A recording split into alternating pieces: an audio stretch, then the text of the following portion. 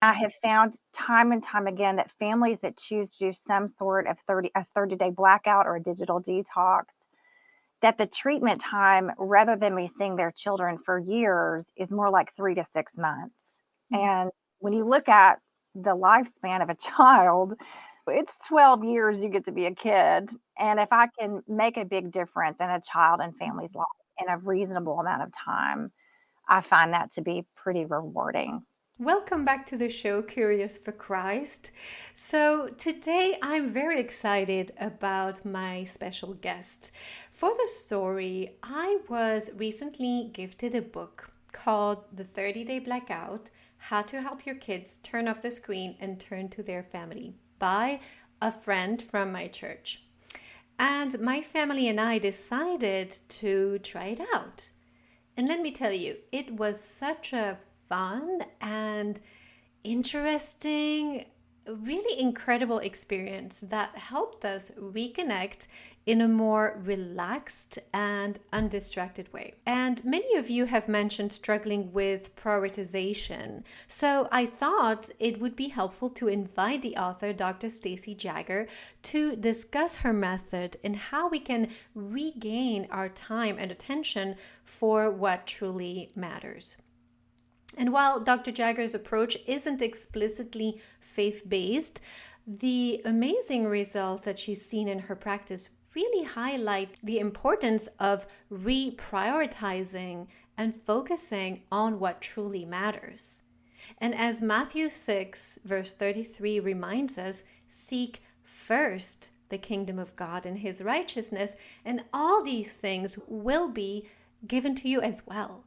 So, let's dive in and explore how this might be the very key to focusing on the most important relationship in your life, God Himself.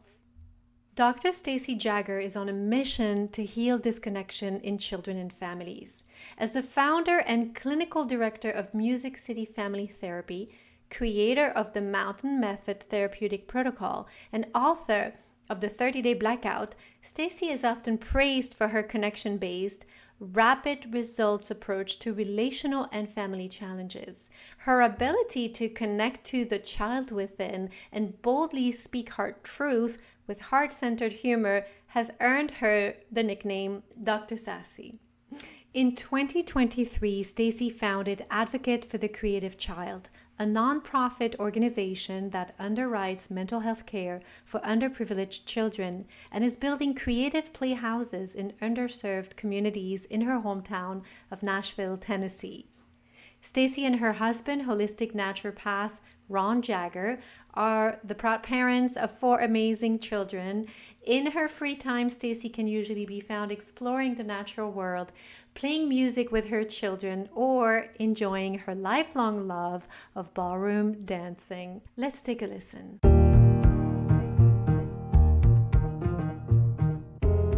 Welcome to Curious for Christ.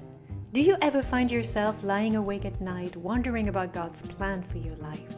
Maybe you wake up with big dreams but feel unsure where to start or what your next step should be. If you're curious about exploring your faith and finding purpose, then you've come to the right place.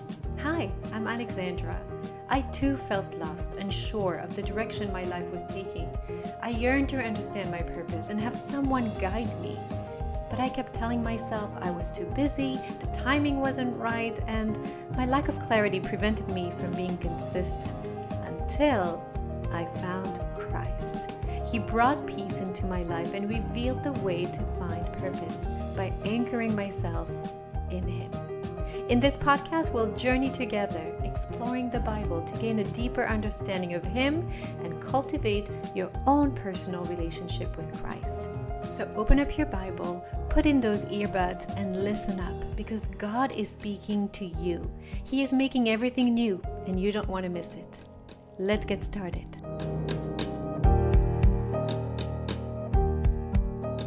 Here at Curious for Christ, we explore topics that help us grow closer to God, deepen our faith, and also prioritize what truly matters in life. And the truth is, in this world that we live in, where screens often replace real, authentic connection, you, Stacey, offer practical steps that help us shift our focus back to what's most important. And you mentioned Yeah. our relationships with families, with our Mhm. families, Mhm. but it's also with ourselves and Mhm. ultimately with God. Mhm. So I'm very excited that you are here sharing about your extensive expertise and experience working with so many people, so many families, Mhm. and Yeah. children included. So, welcome and thank you for being here. Thank you for having me. I appreciate it a lot. Absolutely. So, yeah, so please, could you introduce yourself? You're a therapist, and Mhm. what inspired you to write the 30-day blackout book? How to Yeah. help your kids turn off the screen and turn to their families? And then also, what did you notice about how screens were affecting families in your practice? So the way that the 30-day blackout was born really started a long time ago. So in my early 20s, my husband and I had a very unusual opportunity to live in a non-electric cabin that I wrote about briefly in my book 30-day blackout. And it was a crazy story. We were in our early 20s. We didn't have children yet. And there was an 1850s cabin that was owned by some friends of ours that we went out there for the weekend. And I just fell in love with the simplicity of it. Now, I was raised in in a whole lot of adversity. I'm a child of an alcoholic. And so we were evicted multiple times by the time I finally left home at 15, 16 years old. And my opportunity to live in a non-electric cabin had more to do with needing to regulate my nervous system. Mhm. And that 18-month stint that my husband and I spent out there really carried over into my career path Mhm. when parents were coming to me saying, "What do we do with our 4 children or our 5 children or our large families that wanted me to help everybody?" Mhm. And so there was an intuitive knowing that there was a simple nervous system regulation issue in the family due to the overuse of screen time. And I started implementing digital detoxes about 13 years ago when Mhm. this was not a mainstream issue. Nobody was talking about this. Right. It was not, nobody really thought it was a problem. And I've kind of internally been waiting for the mainstream public to Mhm. get on board with what I've been saying for so long. Mhm. But it's become an integral part of how I practice because I really don't get anything out of seeing families longer than what is necessary. Mhm. And I have found time and time again that families that choose to do some sort of 30-day blackout or a digital detox, that the treatment time, rather than me seeing their children for years, is more like 3 to 6 months. Mhm. And when you look at the lifespan of a child, it's 12 years you get to be a kid. And if I can make a big difference in a child and family's life in a reasonable amount of time, I find that to be pretty rewarding. So, That's so great. Yes, and actually, your book was referred to me by a friend of mine who homeschools her 4 children. You yourself have 4 children, so you yeah, definitely know firsthand how to yeah, help and what the challenges are. yeah. My family, my husband and I, we lived on a boat. We do Okay. love, now we live in a real home, but we do the simplicity. And so that's why I was also attracted to what you're talking about in your book. But what do you see are the biggest challenges that families or people face today when it comes to balancing technology with the having true connections? You talked about the nervous system. What are the manifestations in daily life? Yeah. There's some What disconnect. I see in my practice over and over again are high anxiety with children, high anxiety with parents, a lot of distraction, isolation in the home where kids and parents are all in their own rooms scrolling their Yeah. phones, but they're not really participating in family time the way that we were even 20 years ago. Mhm. It's our little computers in our pockets have become just mechanics of isolation, really. Mhm. And what I say over and over again is connection is all about using the five senses. And unless you're visually impaired, for a child especially, but really for all of us, we need to be using our eyes. Eye contact is very important. Yeah. And it's one of the first things that I look at when I do a play-based assessment for a child in my office is how much eye contact is there with a parent and child. And you'd be really surprised as how little eye contact children are giving their parents anymore. And that's really the first place that I start. But to answer your question, it's a lot of anxiety, a lot of distraction, a lot of perception of disconnection. Perception is everything, especially with a child. So if they perceive that they're disconnected from you, it's directly related to their behavior. You're So right. many times when I help repair the connection in a family, which many times I implement some sort of digital detox, when that connection is repaired, many times the behavioral issues will go away on their own. Mm. So it's an organic process. And I've had colleagues say to me, "Are you saying that everybody's addicted to screens?" And I'm really not saying that. What I am saying is that there's a continuum of distraction. Yeah. Now, certainly I see kids that are truly addicted to screen time, but it's more about the distraction piece and the perception of disconnection, and doing some sort of digital detox in your home will do what's called perturbing the system, which is a family therapy technique where you're shaking everybody up to reorganize in a healthier way. So, if I'm honest, it's more of a perturbing opportunity for the whole family to create a different kind of health that they may not have had prior to doing some sort of 30-day blackout. Yeah. And so you're not only helping children, everybody is affected. We all live in this world of distractions. And actually, one of the main issues that my audience has is how to prioritize what truly matters when everything is Mhm. vying for their attention equally, Mhm. right? Mhm. We are responsible for our families and we have to pay the mortgage, and Yep. there's stress, added stress that we don't need due to the distraction, but there are real issues. So how do we regain our time and create space for those meaningful moments and those eye to eye chats? Mm. We kind of look at each other and we take time. As you asked me that, there is a person, a colleague of mine that really comes to mind. Her name is Deanne Chomiak, and she is the founder of the Philosophy of Leisure. Mm, And Deanne is really quite brilliant, and she and I are really on the same page in regards to as soon as you're able to create the life you want and put your have tos around the life you want to live. For example, my time with my children and my husband being outside in nature, mhm, getting exercise. My husband and I dance together on Friday nights. Like the things that we really love that fill our tank, we mhm, try to put those on our schedule as our priorities, mhm, and we schedule our work around the life we want to live. And that's mhm, really Deanne's whole point. She learned a lot of things the hard way in regards to being in a very high powered financial position in the banking industry, and learned this sort of the hard way mhm. of when you put everything before the things that are important to you, what ends up happening is years roll by and you don't know where the time went. So there's a way to think about things where you create the life you want and decide what you're willing to do to make that happen rather than the other way around.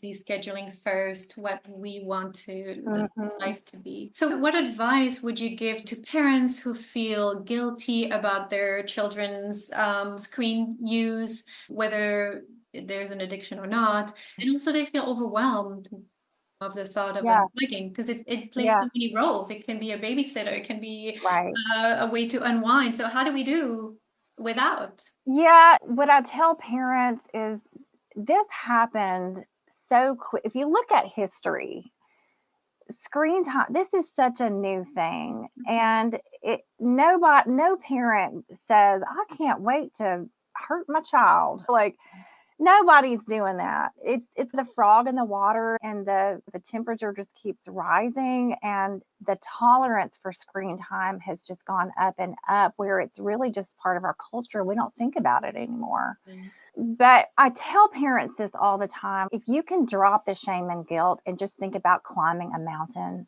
where are you? What do you want?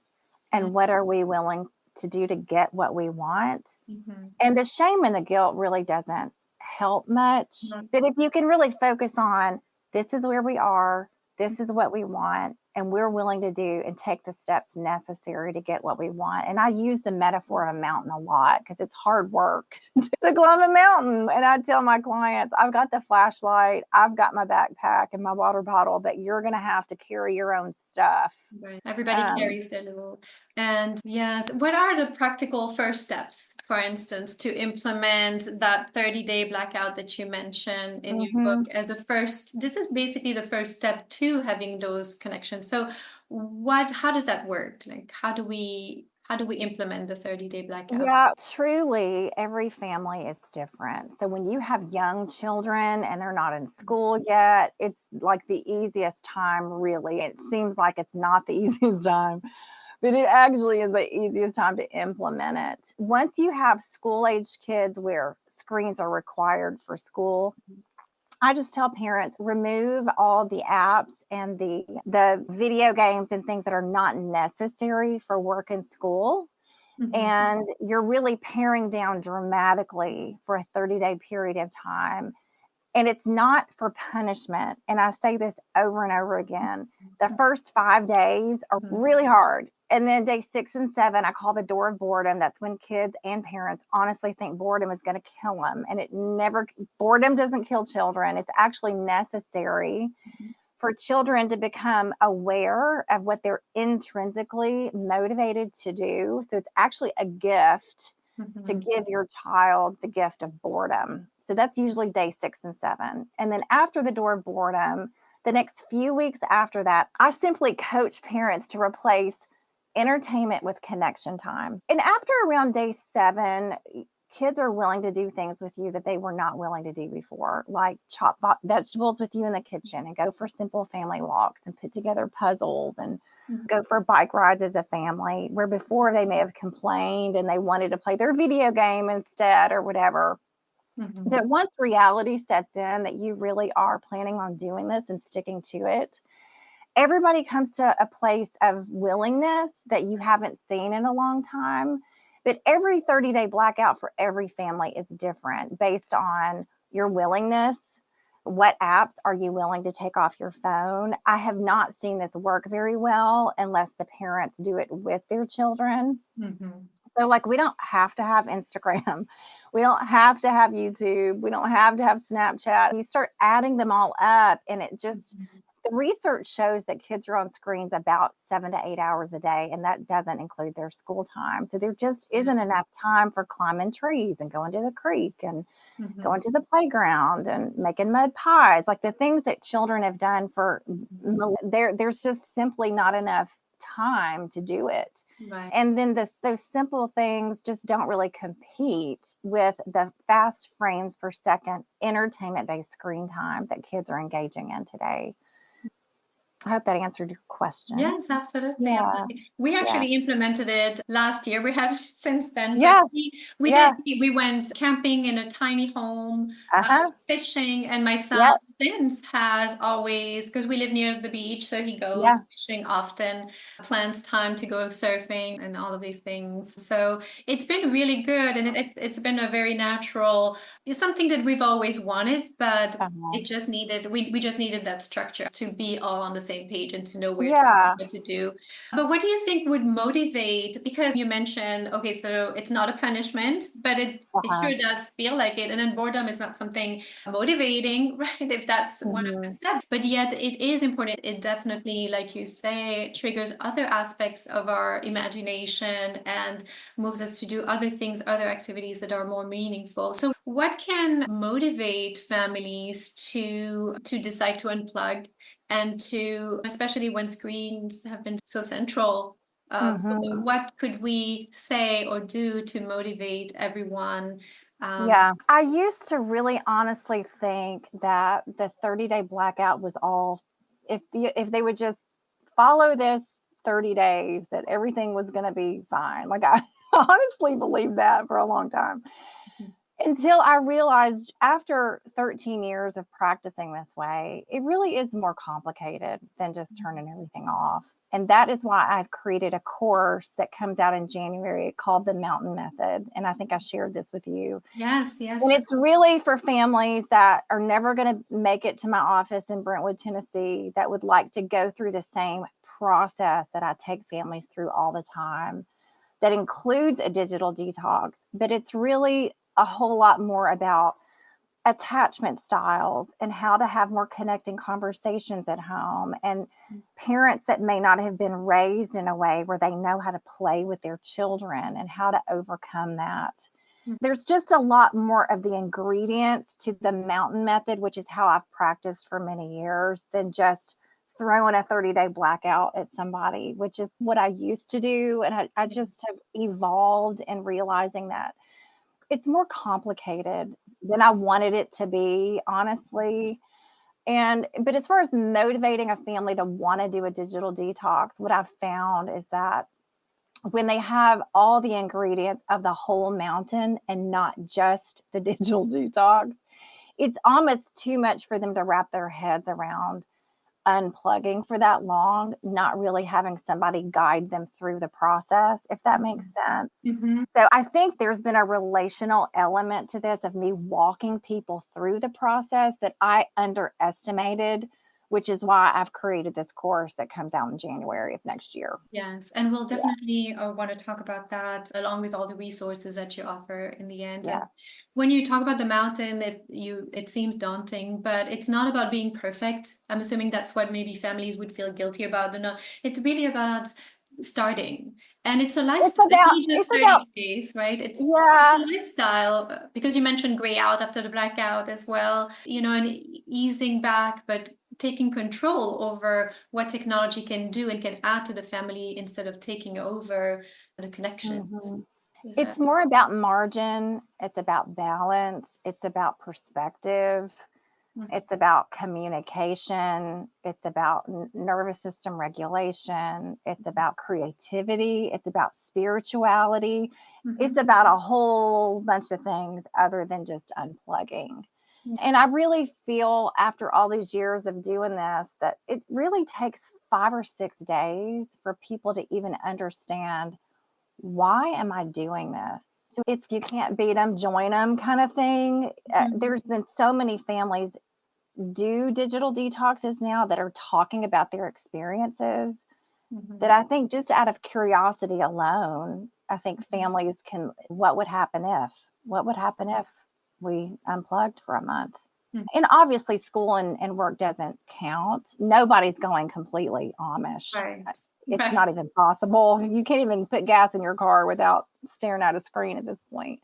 But it's you just get your life back, honestly. You get your time back and your life back. Right. Yeah. That's exciting.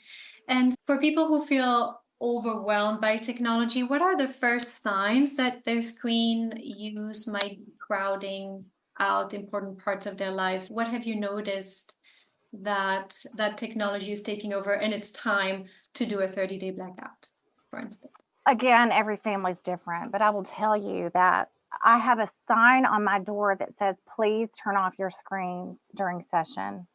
Mm-hmm. And I can't count how many people that don't even know how to turn their phones off. Mm-hmm. They don't know where the off button is. Mm-hmm. And the amount of split attention with kids, we really have not measured the consequences of that. Yeah. Children need the attention of us, not 100% of the time, but Mm-hmm. the constant split attention, I think, is really ramping up children's behavioral issues and their anxiety and their need to feel seen, heard, celebrated, delighted in. And so just the thought of reducing split attention by going through some sort of digital detox for a month is very enlightening, quite honestly. In my own family, we do a 30-day blackout once a year. It's usually the month of August. Okay. And every year we're surprised at how much screen time has not kidnapped us, but has distracted us from Yeah. relationship with one another. And Mm. it's not all a bad thing. I'm so grateful I don't have to get a big old map out when I'm trying to find where I'm going. Like GPS is a beautiful thing, but Yeah. I think having that reset every year has been really helpful for my own marriage and my own relationships with my own children. And I have an adult child now. She's 18. And Mm. just being able to see how we have continually talked about this issue and put different parental controls and things in place so that they're as safe as they can be, given the world that we live in, has been helpful for us. And also to find this family, each family is different, the dynamic Hmm. is different. And then every year, children grow so fast. We're Yep. different. We Yep. connect differently to one another. So we do need that time. And Yeah. I really appreciate that. There was nothing that I thought I was as laid out the way you laid it out. And it really helped our family do that and be Oh, excited. And good. we're doing great. I'm from Europe, and so I'm more of a nature family dynamic, less busy. But the truth is we all get sucked into the Yeah. that. And so it's important to be intentional and not just let Right. life just go by. You mentioned about your course launching in January. You also Uh-huh. have free resources. Could you tell us about that? And also tell me where our listeners can find you and find your work. Sure. Thank you. Yeah. So if you go to themountainmethod.com, there is a free resource there just to help parents understand resources in regards to parental controls for your phones. I'm amazed at how few parents understand that if you give your child an iPhone, you're really sending them to the Wild West. Mm. So I really recommend some sort of a dumbed down phone when the child is young, like a Gab phone or a Bark phone. And Mhm. then you have a graduated system where by the time they're 16 and they're in high school, that they have earned the right to have an iPhone with the proper parental controls in place. If you go to drsassy.com, which is what my kid clients call me, all of my kid clients call me Dr. Sassy. If you go to drsassy.com, everything that I offer is there. My communication mats, my books are there, and my practice, my coaching, all of Great. what I have going on is at Dr. Sassy. That's great. I'll make sure to put the link in the show notes along Okay. with the free resources that you offer. Yes. Yes. Thank you so much for your time. This was so invaluable. And yes, prioritizing what Yes. matters. It's Mhm. very important instead of letting society and technology dictates Yes. how you're going to live your life. I Yes. really appreciate that. And thank you so much. Is there anything any message that you'd like to leave our listeners with? At the end of the day, relationships are everything. And really realizing that we're only on this planet for a short amount of time, and you want to really focus on the relationships that mean the most to you. Thank you. Thank you so much, Stacy, for your time. I really Thanks. appreciate it. Thank you for joining us on this episode of Curious for Christ. I hope that you found Dr. Jagger's insight enlightening or even inspiring regarding the impact of screen time, the importance of digital detoxes, and the power of connection, whether it is family, one another, or even God. And perhaps there's a way to carve out time for God by turning off your screens or even deleting some distracting apps. How are you thinking about making time for the most important thing this week, God? Maybe by spending more time in His Word, prayer, or simply being in His presence. If you believe you need more help with prioritizing God, let's set up a time for your first spiritual growth coaching session. When you schedule a session with me, I have an intake form that helps me understand your specific needs and tailor my coaching to what you require right now. So wherever you are on your journey with God, I strategically and tactically guide you toward a relationship with God. Also, let's continue this conversation in the Facebook group. I would love to hear what your thoughts, experiences, and ideas are for prioritizing God in your life. Thank you for listening, and may God bless you. Much love, and bye for now.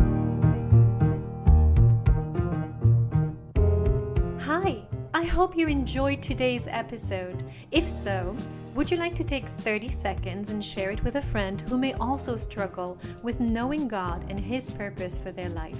Also, leave a review on Apple Podcasts and let me know what topics you'd like to hear about in the future. Your voice matters. I'll meet you back next Friday for another episode.